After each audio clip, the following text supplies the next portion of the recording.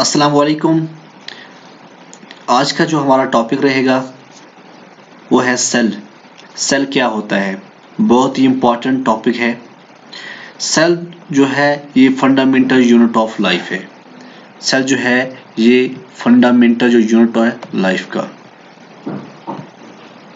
What is cell? Cell क्या है?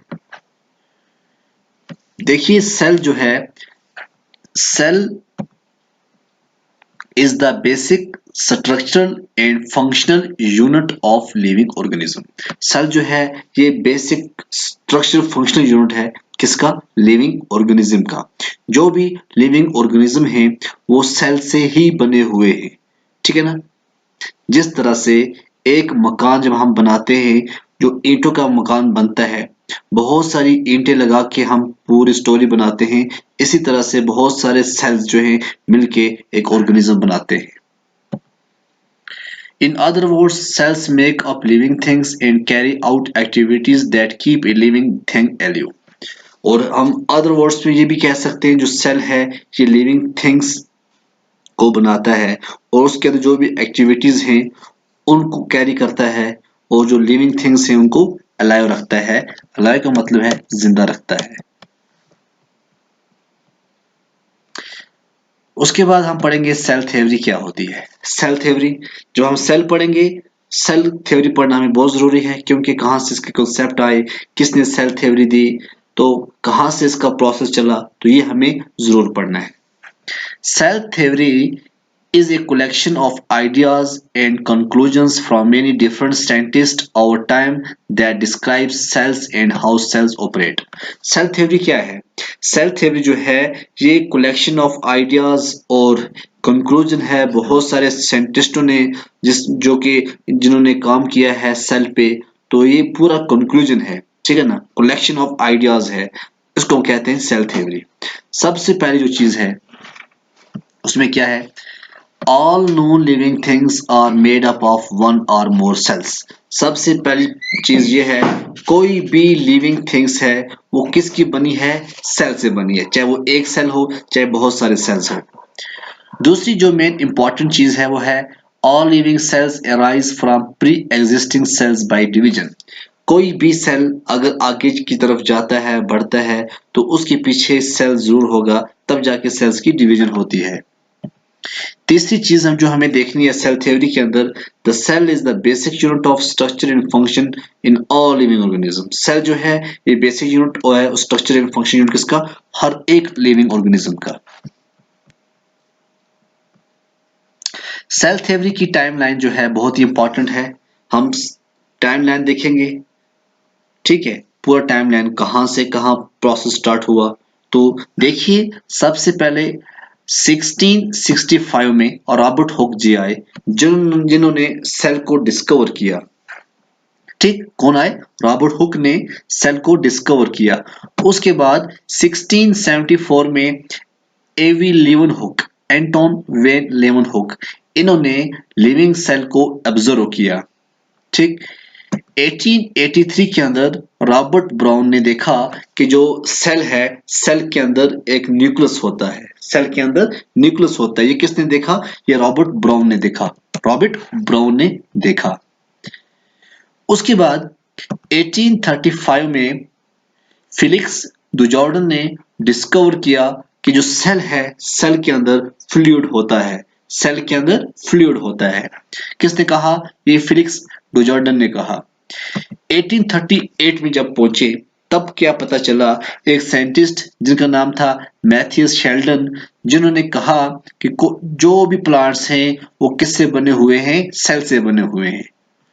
उसके बाद 1839 जे.ई. पुरकंजी ने कहा कि जो फ्लूइड है सेल के अंदर उसका नाम उसने रख दिया पुरकंजी ने कि इसका नाम है प्रोटोप्लाज्म। क्या है? प्रोटोप्लाज्म। जो फ्लूइड है सेल के अंदर इसका नाम क्या है? प्रोटोप्लाज्म। नेक्स्ट 1839 में एक साइंटिस्ट आए थियोडोर शेवन, जिन्होंने क्या कहा कि ऑल एनिमल्स जो हैं, तमाम एनिमल्स जो हैं वो किससे बने हुए हैं? सेल से बने हुए हैं। अब बारी आई 1845 में क्या हुआ। 1845 में कार्ल हेनरिच ब्रून, इसने क्या कहा कि जो सेल है ये बेसिक यूनिट ऑफ लाइफ है। किसने कहा? ये कार्ल हेनरिच ब्रून ने कहा जो ये सेल है ये बेसिक यूनिट ऑफ लाइफ है। अब बात पहुंच गई 1855 में। तब रोडोल्फ विर्चू ने कहा जो सेल साइज हैं ये प्री एग्जिस्टिंग सेल से अराइज होते हैं। ये किसने कहा? ये रोडोल्फ विर्चू ने कहा। अब हम देखते हैं यूनिसेलुलर ऑर्गेनिज्म क्या होते हैं। ठीक है, अगर हमें सेल पढ़ना है तो इसमें हमें यूनिसेलुलर और मल्टीसेलुलर पढ़ना जरूरी है। यूनिसेलुलर क्या होते हैं? देखिए, an organism that is made up of only one cell is called as unicellular organisms. Unicellular organism का मतलब ये होता है जो ऑर्गेनिज्म सिर्फ और सिर्फ एक सेल का बना हो उसको हम कहते हैं यूनिसेलुलर ऑर्गेनिजम्स। फिर सुनिए, कोई भी ऑर्गेनिज्म जो एक सेल का बना हो उसको हम यूनिसेलुलर ऑर्गेनिज्म कहते हैं। इसकी एग्जांपल क्या है? यूग्लिना। इसकी एग्जांपल नेक्स्ट क्या है? पैरामीशियम और यीस्ट। यूग्लिना, पैरामीशियम, यीस्ट, ये तीन इसकी मेन एग्जांपल हैं यूनिसेलुलर ऑर्गेनिज्म की। मल्टीसेलुलर ऑर्गेनिज्म क्या होते हैं? मल्टीसेलुलर ऑर्गेनिज्म क्या होते हैं? मल्टीसेलुलर ऑर्गेनिज्म क्या होते हैं? वो ऑर्गेनिज्म जो कि एक सेल से ज्यादा सेल से बने हो। समझ लो, एक सेल से जो बहुत सारे सेल्स के बने हुए ऑर्गेनिज्म होते हैं उनको हम कहते हैं मल्टीसेलुलर ऑर्गेनिज्म। जिस तरह एग्जांपल क्या आती है? Plants, animals, fungus. Plants, animal, fungus, ये जो तीन हैं ये मल्टीसेलुलर ऑर्गेनिज्म के अंदर आते हैं। मल्टीसेलुलर अगर आप देखेंगे माइक्रोस्कोप के अंदर, लीफ सेल को देखोगे आप माइक्रोस्कोप के अंदर कुछ इस तरह से नजर आएगा। मसल सेल्स को अगर आप देखोगे माइक्रोस्कोप के अंदर आपको कुछ इस तरह से नजर आएंगे। ठीक। साइज ऑफ सेल, अब हम देखते हैं जी साइज ऑफ सेल क्या है। सेल जो है ये वेरी इन साइज।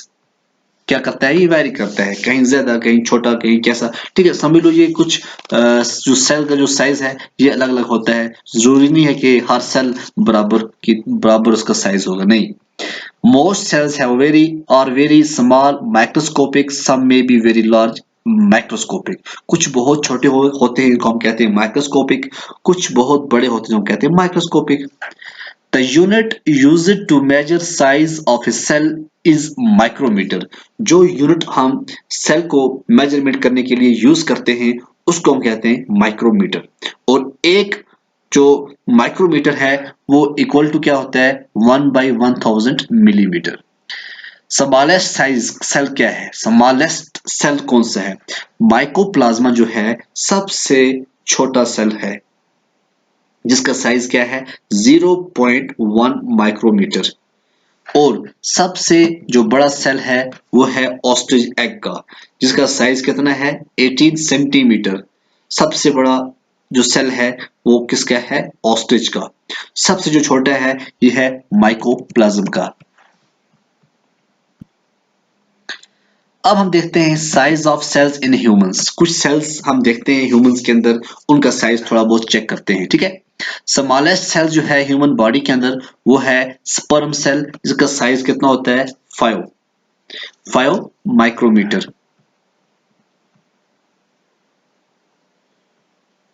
और सबसे बड़ा जो होता है ओम सेल होता है 120 माइक्रोमीटर। और सबसे लंबा जो है ये नर्व सेल होता है 1 मीटर। बहुत ही इंपॉर्टेंट एग्जाम पॉइंट है, चाहे नीट हो जो भी एग्जाम हो, बहुत ही इंपॉर्टेंट है ये। अब हम बात करेंगे शेप ऑफ सेल्स। सेल्स की शेप कैसी होती है?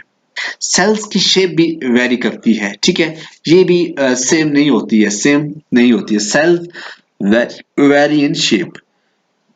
Variation depends mainly upon the function of cells. जितने ज्यादा फंक्शन करेगा सेल्स उतने उसके अंदर वेरिएशंस आएंगे। Some cells like Euglena and amoeba can change their shape. जिस तरह यूग्लिना है, एमूबा है, ये अपनी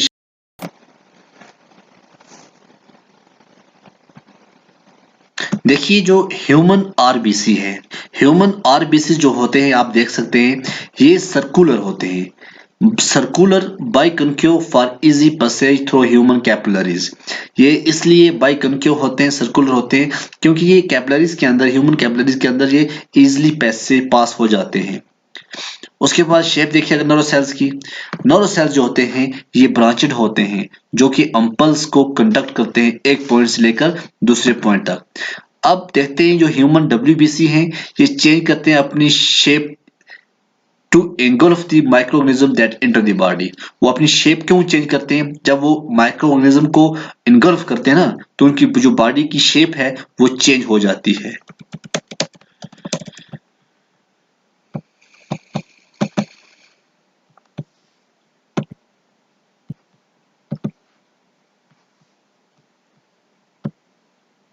अब देखेंगे स्ट्रक्चर ऑफ सेल। सेल का स्ट्रक्चर अब देखते हैं। सेल का स्ट्रक्चर, स्ट्रक्चर ऑफ सेल। देखिए the detailed structure of a cell has been studied under compound microscope and electron microscope. सबसे पहले कौन सी चीज से, कौन से इंस्ट्रूमेंट से हम स्ट्रक्चर देख सकते हैं सेल का? वो पहली है कंपाउंड माइक्रोस्कोप, ठीक है ना, और दूसरी कौन सी है? Electron microscope. ये दो माइक्रोस्कोप ऐसे माइक्रोस्कोप हैं जिनसे हम सेल का स्ट्रक्चर अच्छी तरह से देख सकते हैं। Certain structures can be seen only under an electron microscope. कुछ स्ट्रक्चर ऐसे होते हैं जो सिर्फ और सिर्फ इलेक्ट्रॉन माइक्रोस्कोप के अंदर ही दिखाई देते हैं। The structure of a cell as seen under an electron microscope is called ultra structure. जो स्ट्रक्चर्स हम इलेक्ट्रॉन माइक्रोस्कोप के अंदर देखते हैं उनको हम क्या कहते हैं? Ultra structure. अब देखिए जो कंपाउंड माइक्रोस्कोप है, कंपाउंड माइक्रोस्कोप का जो मैग्निफिकेशन है वो कितना होता है? 2000x। और जो इलेक्ट्रॉन माइक्रोस्कोप है इसका कितना होता है? 5 लाख x। देखिए जी अब हम बात करेंगे एनिमल सेल की। एनिमल सेल क्या होता है? ठीक है, एनिमल सेल बहुत ही इंपॉर्टेंट है। इसके अंदर एक न्यूक्लियस होता है, एक गोल्गी बॉडीज भी होती हैं, वेसल्स भी होते हैं, plasma membrane, mitochondria, cytoskeleton, centrioles, lysosome, cytoplasm, rough endoplasmic reticulum, smooth endoplasmic reticulum और न्यूक्लियोलस। ये 12 चीजें आपको पढ़नी है। देखिए सबसे पहले आप देखिए इसको हम क्या कहते हैं? ये न्यूक्लियस है और ये आप जो ये देख रहे हैं ये वाला, इसको हम कहते हैं न्यूक्लियोलस। और जो ये है साइटोप्लाज्म, ये है लाइसोसोम, ये है माइटोकॉन्ड्रिया, ये जो है ये गोल्गी बॉडीज, और ये बीच में जो आप देख रहे हैं ये क्या है? रफ एंडोप्लाज्मिक रेटिकुलम और रफ स्मूथ एंडोप्लाज्मिक रेटिकुलम। बहुत ही इंपॉर्टेंट है, सभी हमें पढ़ने हैं और ये एग्जाम पॉइंट ऑफ व्यू भी बहुत ही अच्छे हैं। अब देखिए प्लांट सेल। प्लांट सेल क्या होता है? प्लांट सेल में भी न्यूक्लियस होता है, गोल्गी बॉडी होती है, vesicles, lysosome, plasma membrane, mitochondria, chloroplast, cell wall. इसके अंदर जो एडिशन मेन चीज क्या है? सेल वॉल इसके अंदर होता है जो कि एनिमल सेल्स के अंदर नहीं होता है। वैक्यूल होता है, स्मूथ एंडोप्लाज्मिक रेटिकुलम और रफ एंडोप्लाज्मिक रेटिकुलम इसके अंदर होता है और न्यूक्लियस। ठीक है ना, ये आप देख सकते हैं पूरे अच्छी तरह से। ये जो मेन आपको बाहर की जो चीज नजर आ रही है ना, ये क्या है? ये जो है ये आपको बॉक्स नजर आ रहा है, ये आप सेल वॉल है। ये क्या है? ये सेल वॉल है।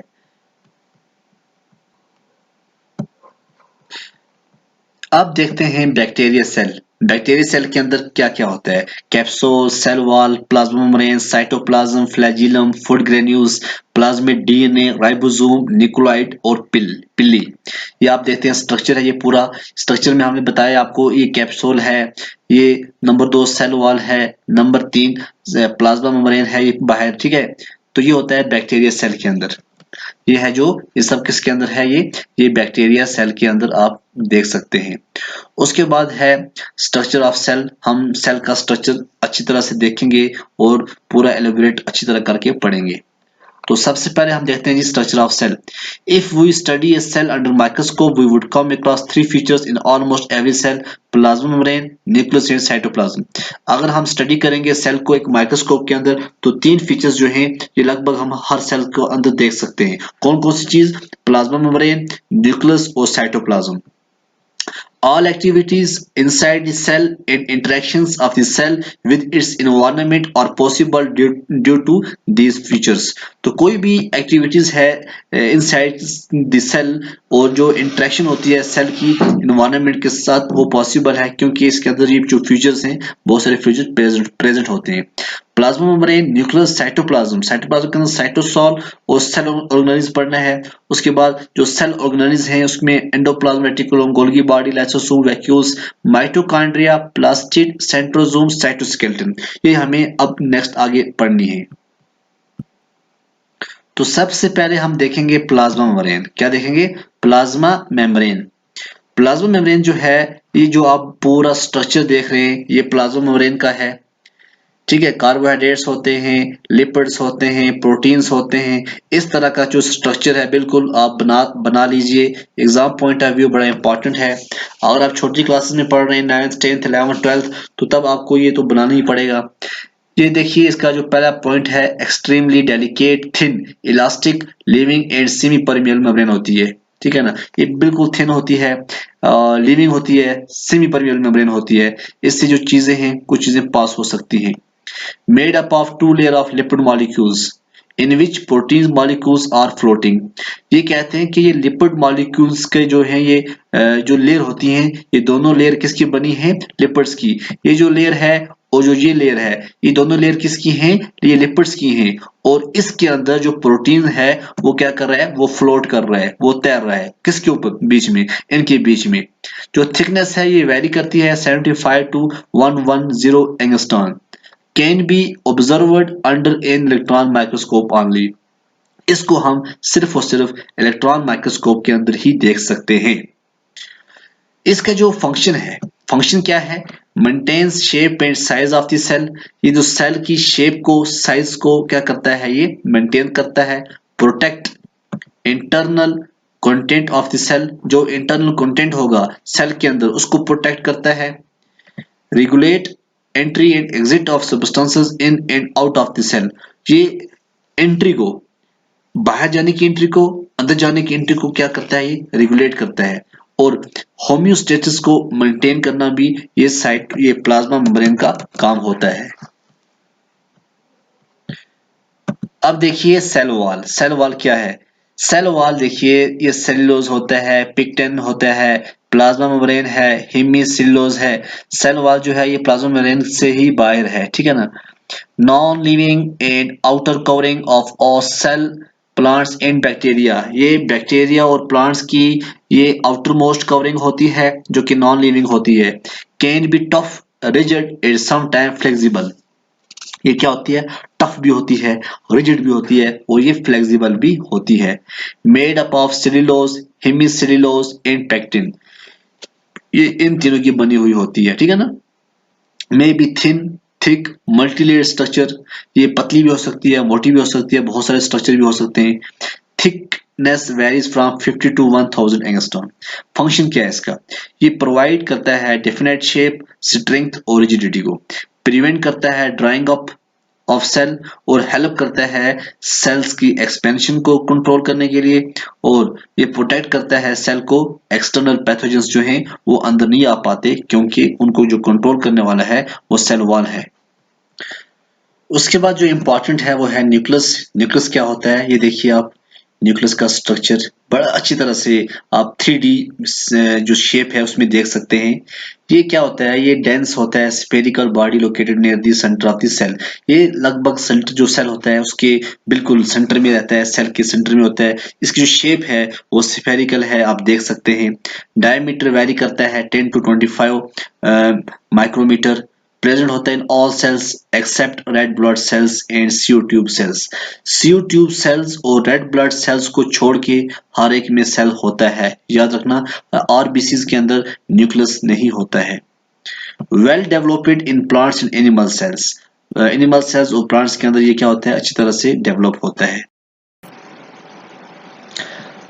अनडेवलप होता है बैक्टीरिया के अंदर, ब्लू ग्रीन अलगे के अंदर, जो हम कहते हैं cyanobacteria. Most of the cells जो हैं ये यूनिन्यूक्लिएटेड होते हैं, हैविंग ओनली वन न्यूक्लियस, और few types of cells have more than one nucleus. जिस तरह स्केलेटल मसल सेल्स हैं, इनके अंदर जो न्यूक्लियस हैं वो बहुत सारे होते हैं। ओके, ये देखिए आप न्यूक्लियस, न्यूक्लियर पोर्स आप देख सकते हैं, न्यूक्लियोलस, इसके बिल्कुल न्यूक्लियस के भी बीच में जो है क्रोमैटिन, क्रोमैटिन जो है ये कहाँ होता है, ये बिल्कुल न्यूक्लियोलस के अंदर होता है। न्यूक्लियोप्लाज्म जो है ये भी आप देख सकते हैं, ये यहाँ पे है न्यूक्लियर एनवेलोप, ये न्यूक्लियस के पार्ट हैं। देखिए जो न्यूक्लियस है, double layered covering called nuclear membrane, जो इसकी कवरेड बाहर कवरिंग होती है उसको हम क्या बोलते हैं, न्यूक्लियर मेम्ब्रेन। और जो न्यूक्लियर मेम्ब्रेन है, इसकी जो पोर्स हैं उनके डायमीटर कितना होता है, 80 to 100 नैनोमीटर। कलरलेस होते हैं, ठीक है। डेंस है present inside the nucleus known as nucleoplasm. Colourless जो डेंस आप देख रहे हो यहाँ पे, ठीक है ना, इसकी हम क्या बोलते हैं, nucleoplasm. Nucleoplasm contains round shaped nucleolus, a network of chromatin fibres. और आप देख सकते हैं कि इसी के अंदर जो क्या है, न्यूक्लियोलस प्रेजेंट है राउंड शेप्ड, जो कि इसके अंदर नेटवर्क किसका है, क्रोमैटिन फाइबर का। अब जो फाइबर्स हैं, फाइबर्स जो हैं कंपोजिट ऑफ डीएनए, जिसको हम बोलते हैं deoxy ribo nucleic acid, and protein histone भी जो है ये फाइबर्स के अंदर होता है। These fibers condense to form chromosomes during cell division। और यही जो फाइबर्स हैं यही क्रोमोसोम बनाते हैं जब सेल की डिवीजन होती है। जो न्यूक्लियस होता है, ये देखिए आप, genes, DNA, chromatin, histone, chromatin fibre, chromosomes. जो ये क्रोमोसोम होता है ना, chromosome contains stretches of DNA called genes। ये जो स्ट्रेच आप देख रहे हैं ना क्रोमोसोम के अंदर, इन्हीं को हम जीन कहते हैं। जीन कहाँ होता है, क्रोमोसोम के अंदर। वो क्रोमोसोम कहाँ होता है, न्यूक्लियस के अंदर। और जीन ट्रांसफर करते हैं hereditary information from one generation to the next. और एक जनरेशन के अंदर क्या था, उसकी जो अंदर जो करेक्टर हैं, बहुत सारे करेक्टर जो हैं वो दूसरे, जिस तरह बाप है, बाप के करेक्टर बेटे को आएंगे, बेटे के करेक्टर आगे बेटे को आएंगे, इस तरह से काम चलता रहता है। इसको हम कहते हैं हेरिडिटरी इंफॉर्मेशन, जो कौन लेते हैं, जीन्स। फंक्शन क्या है, फंक्शन न्यूक्लियस का क्या है, control all the cell activities like metabolism, protein synthesis, growth and cell division. इनको कौन कंट्रोल करता है, तमाम एक्टिविटीज को ये न्यूक्लियस करता है। और जो न्यूक्लियोलस है ये सिंथेसाइज करता है ribonucleic acid to constitute ribosomes, ठीक है ना। तो आरएनए को कौन सिंथेसाइज करता है, न्यूक्लियोलस। स्टोर करता है hereditary information in genes, hereditary information जो जीन्स की है वो स्टोर कौन करता है, न्यूक्लियस। ये इसके फंक्शन थे, बहुत ही इंपॉर्टेंट है। जो 10th में होंगे या 9th में होंगे, 11th 12th, उन सब के लिए ये इंपॉर्टेंट है। तो रही बात आगे बीएससी एमएससी, तो उनके लिए तो इतना टफ तो है नहीं, है ना। तो अब देखते हैं साइटोप्लाज्म। साइटोप्लाज्म क्या होता है, ठीक है ना।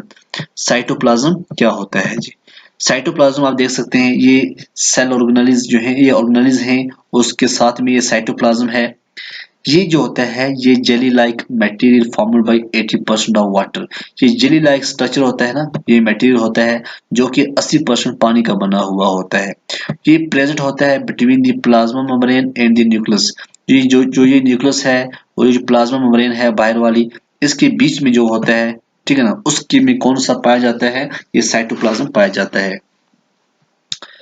contains a clear liquid portion called cytosol and various particles। ये क्या contain करता है, ये clear liquid portion contain करता है जो कि cytosols और बहुत से particles होते हैं।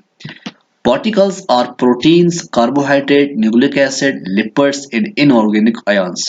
जो particles होते हैं वो क्या होते हैं, proteins होते हैं, carbohydrates, nucleic acids, lipids और inorganic ions होते हैं।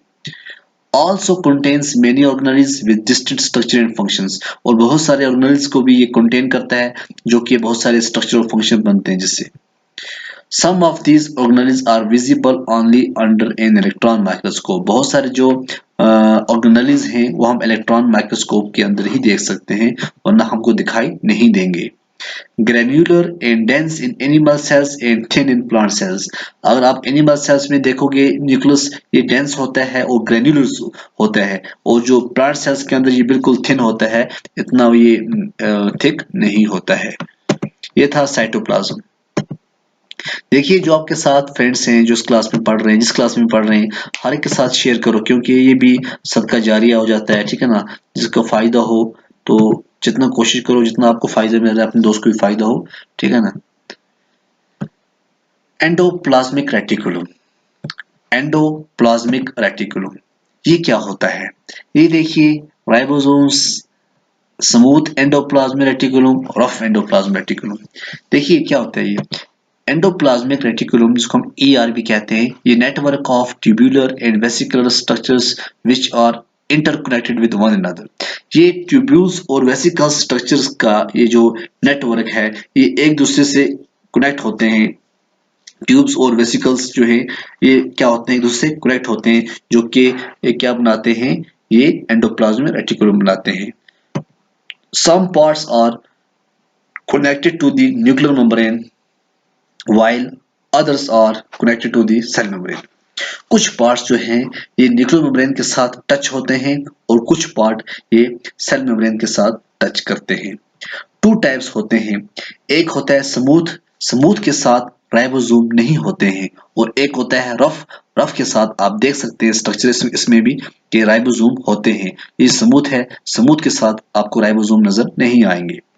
फंक्शन क्या है इनका? Gives internal support to the cytoplasm. Cytoplasm को इंटरनल सपोर्ट कौन देता है? Endoplasmic reticulum. और रफ एंडोप्लाज्मिक रेटिकुलम जो है ये सिंथेसाइज करता है secretory proteins and membrane proteins, और जो स्मूथ एंडोप्लाज्मिक रेटिकुलम है ये सिंथेसाइज करता है lipids for cell membrane. In liver cell की अगर हम बात करें, जो SER है, स्मूथ एंडोप्लाज्मिक रेटिकुलम जो है ये डिटॉक्सिफाई करता है ड्रग्स और पॉइजन को, और मसल्स में जो ये एंडोप्लाज्मिक रेटिकुलम है, स्मूथ एंडोप्लाज्मिक रेटिकुलम, ये कैल्शियम आयंस को स्टोर करता है। ये एग्जाम पॉइंट ऑफ व्यू बहुत ही इंपॉर्टेंट टॉपिक है, और इसमें से आपको बहुत सारे ऑब्जेक्टिव्स जो हैं वो मिल सकते हैं, क्योंकि यहाँ पे हर टॉपिक में आपको क्या मिल सकते हैं, बहुत सारे ऑब्जेक्टिव मिल सकते हैं, ठीक है। उसके बाद है गोल्गी बॉडीज। गोल्गी बॉडीज क्या होती हैं, ये भी इंपॉर्टेंट है। गोल्गी बॉडीज जो हैं ये कैमिलो गोल्गी ने इसको डिस्कवर किया था, ठीक है ना। ये आप देखिए cis face, cisternae, newly formed vesicle, trans face, lumen, ये जो पूरा स्ट्रक्चर आप देख रहे हैं ये किसका है? गोल्गी बॉडी का है। Formed by stacks of 5 to 8 membranous sacs. Sacs are usually flattened and are called the cisternia. Has two ends, cis face situated near the endoplasmic reticulum and trans face situated near the cell membrane। देखिए यहाँ पे जो cis face और trans face है, cis face जो होता है ये एंडोप्लाज्मिक रेटिकुलम के साथ जुड़ा हुआ होता है, और जो ट्रांस फेस जो है ये सेल मेम्ब्रेन के साथ जुड़ा हुआ होता है। अब मेन चीज ये है, ये फंक्शन क्या होते हैं, ये modifies, sorts and packs materials in size in the cells, और क्या करता है, delivers synthesized materials to various targets inside the cell and outside the cell। Produce करता है वैक्यूल्स एंड सेक्रेटरी वेसिकल्स, और प्लाज्मा मेम्ब्रेन एंड लाइसोसोम को बनाता है। ये है गोल्गी बॉडी का फंक्शन जो अभी मैंने आपको बताया।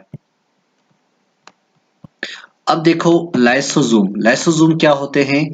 स्मॉल होते हैं, स्फेरिकल होते हैं, सिंगल मेम्ब्रेन सैक होते हैं, जो कि साइटोप्लाज्म के थ्रू आउट होते हैं, ठीक है। Filled with hydrolytic enzymes. Hydrolytic enzyme ये देखिए, ये जो आपको बाउल जैसी दिखाई दे रही है ना, ये लाइसोसोम है, ठीक है ना।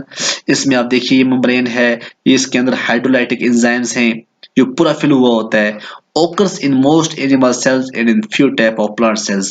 ये लगभग बहुत से एनिमल्स के अंदर होता है और कुछ प्लांट सेल्स के अंदर भी ये प्रेजेंट होता है। फंक्शंस क्या हैं? ये digesting of large molecules, large molecule को डाइजेस्ट करने में हेल्प करते हैं। Protect cell by destroying foreign invader like bacteria and virus.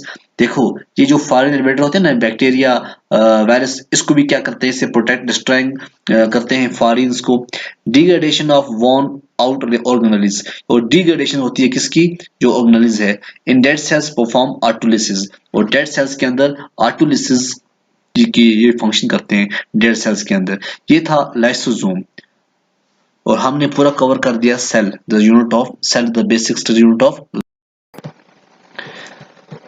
अब जो टॉपिक है वो है वैक्यूल्स। वैक्यूल्स क्या होते हैं? देखो, tonoplast, vacuoles, single membrane sac filled with liquid और sap, water, sugar and ions. और in animal cells vacuoles are temporary small in size in few in number. ये सिंगल मेम्ब्रेन सैक फिल्ड होते हैं और के इनके अंदर क्या होता है, वाटर, शुगर और आयंस का बना हुआ होता है। एनिमल सेल्स के अंदर हम देखें जो वैक्यूल्स होते हैं ये टेम्परेरी होते हैं, स्मॉल इन साइज होते हैं और थोड़े बहुत नंबर होते हैं, ज़्यादा नहीं होते हैं। प्लांट सेल्स की अगर हम बात करें, वैक्यूल्स जो होते हैं बड़े बड़े होते हैं और बहुत सारे होते हैं और मे बी कॉन्ट्रैक्टाइल और नॉन कॉन्ट्रैक्टाइल। फंक्शन जो है, मेन चीज़ हमें फंक्शन पढ़ना है। फंक्शन क्या है? Store various substance including waste product. बहुत से सब्सटेंस को, जो खासकर जो वेस्ट प्रोडक्ट है उसको ये स्टोर करने में काम आता है। Maintain osmotic pressure, osmotic pressure को मेंटेन करता है। Store food particles in amoeba cells, amoeba cells के अंदर फूड पार्टिकल्स को स्टोर करता है। Provide turgidity and rigidity to plants, और ये प्रोवाइड करता है टर्जिडिटी और रिजिडिटी किसको? प्लांट सेल्स के अंदर। देखिए जो टर्जी है, टर्जिडिटी, यहाँ एक वर्ड आ गया टर्जिडिटी। टर्जिडिटी का मतलब क्या होता है? इसका मतलब होता है स्वेलो, ठीक है ना, swollen, especially due to high fluid content. तो जो टर्जिडिटी है ये रेफर होता है ऐसी कंडीशन में जो ब्लोटेड हो, ठीक है ना, जो स्वेल हुई हो। और रही बात रिजिडिटी, जो रिजिडिटी है, रिजिडिटी भी इसी के साथ मिलती जुलती है। रिजिडिटी का जो मतलब है वो क्या होता है? स्टिफ, ठीक है ना, स्टिफ, उसका ये मतलब है स्टिफ होना, ठीक है ना। तो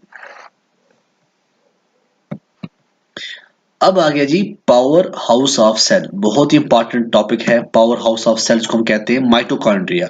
माइटोकॉन्ड्रिया की शेप अच्छी तरह से देख लो, कई बार एग्जाम में बनानी पड़ती है। ये राइबोसोम है छोटे छोटे, ये मैट्रिक्स है, ये सिस्टर्निया है, ये आउटर मेम्ब्रेन है, ये इसके अंदर डीएनए है। आप देखो ये डीएनए, ठीक है, ये इनर मेम्ब्रेन है।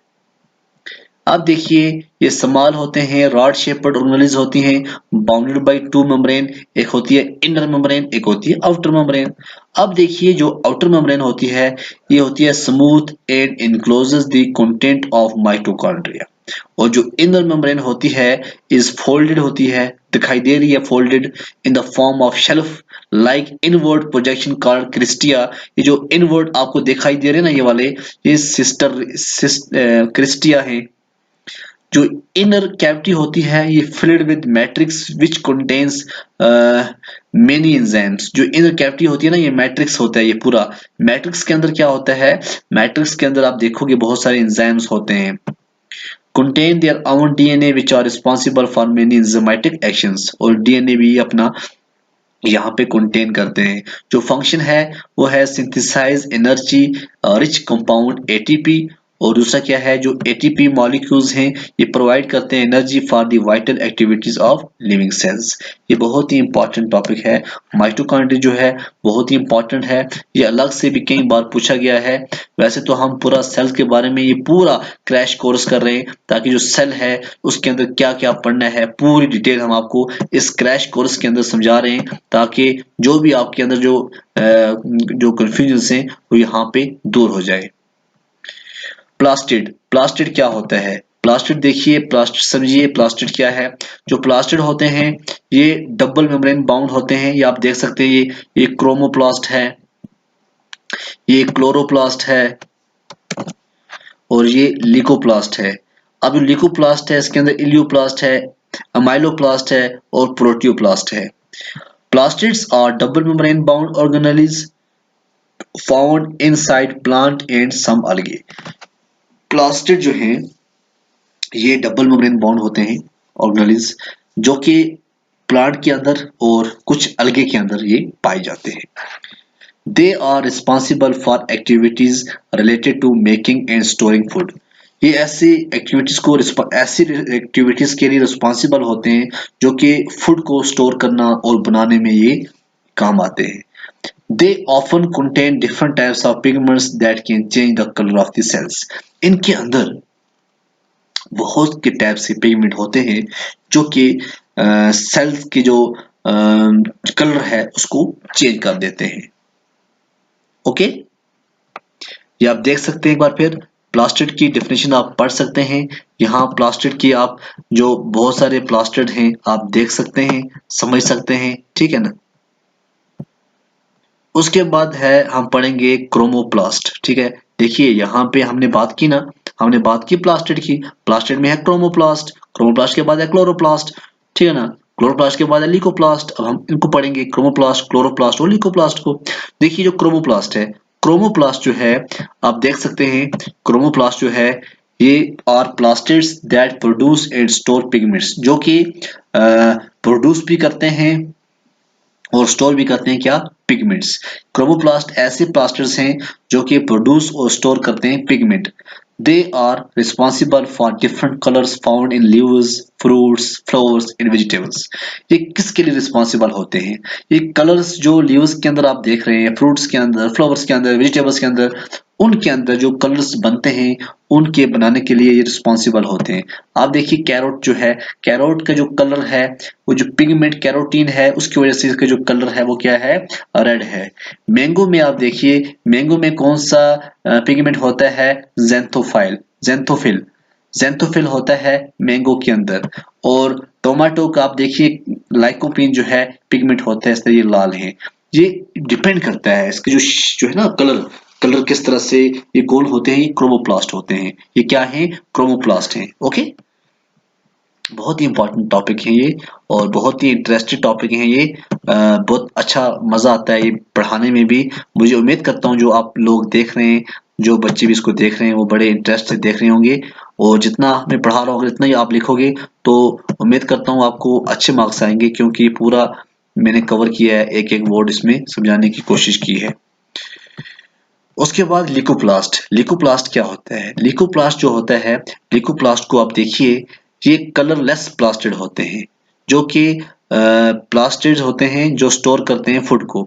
दे are found in storage organ such as fruits, tubers and seeds. ये फ्रूट्स के अंदर, ट्यूबर्स के अंदर, सीड्स के अंदर होते हैं। जिस तरह पोटैटो है, पोटैटो ट्यूबर्स जो हैं, ये फूड इनके अंदर कौन सी होती है, स्टार्च, ये लिकोप्लास्ट बनाते हैं। मेज जो ग्रेन्स हैं उनके अंदर क्या होता है, प्रोटीन, कौन बनाता है, लिकोप्लास्ट। कैस्टोर सीड जो है ये कौन बनाता है, फूड, इसके जो है ये फूड कौन सी है इसके अंदर, कैस्टोर सीड के अंदर क्या होता है, ऑयल, क्या होता है, ऑयल, ये लिकोप्लास्ट बनाते हैं। ये भी बहुत ही इंपॉर्टेंट है, जो है ना लिकोप्लास्ट, ये बहुत ही इंपॉर्टेंट है एग्जाम पॉइंट ऑफ व्यू। ये कोई भी इसमें पूछ सकते हैं और मुझे उम्मीद है ना आप पूरी तरह आप समझ रहे होंगे। अब है क्लोरोप्लास्ट, क्लोरोप्लास्ट तो आपको पढ़ना ही पढ़ना है, ये तो अलग से भी बड़ा क्वेश्चन बनता है। ये आपका पूरा जो है stroma, granum, thylakoids, inner membrane, outer membrane, बहुत बहुत बहुत इंपॉर्टेंट है। क्लोरोप्लास्ट आपको पढ़ना है, पढ़ना ही पढ़ना है। क्लोरोप्लास्ट में जो है ये डबल मेम्ब्रेन बाउंड ऑर्गेनेल्स होती है, जो कि फाउंड होती है मेनली इन प्लांट सेल्स के अंदर। यूजुअली ये स्फेरिकल होती है या फिर डिस्कॉइडल इन शेप होती है। shows two distinct regions, grana and stroma. दो ये डिस्टिंक्ट रीजन को शो करती है, एक का नाम है ग्रेना, दूसरे का नाम है स्ट्रोमा। जो ग्रेना है are stacks of thylakoids, membrane bound flattened disc. और जो थैलोकॉइड्स कंटेन क्या करते हैं, chlorophyll molecules which are responsible for photosynthesis. अब आपको पता चल गया होगा जो क्लोरोफिल है ये कहाँ पे होता है, ये थैलोकॉइड्स के अंदर होता है। और थैलोकॉइड्स का किसके अंदर होता है, क्लोरोप्लास्ट के अंदर होता है। जो स्ट्रोमा है ये कलरलेस डेंस फ्लूइड होता है। अब मेन चीज है इसका फंक्शन क्या है, क्लोरोप्लास्ट का फंक्शन क्या है, ये कन्वर्ट करता है light energy into chemical energy in the form of food. बहुत ही इंपॉर्टेंट इसका जो फंक्शन है, ये कन्वर्ट करता है light energy into chemical energy in the form of food. और ये प्रोवाइड करता है green colour to leaves. Leaves का अगर ग्रीन कलर है उसको क्लोरोप्लास्ट ही की वजह से, स्टेम्स के अंदर, वेजिटेबल्स के अंदर जो ग्रीन कलर है वो क्लोरोप्लास्ट ही की वजह से ये सब कुछ होता है।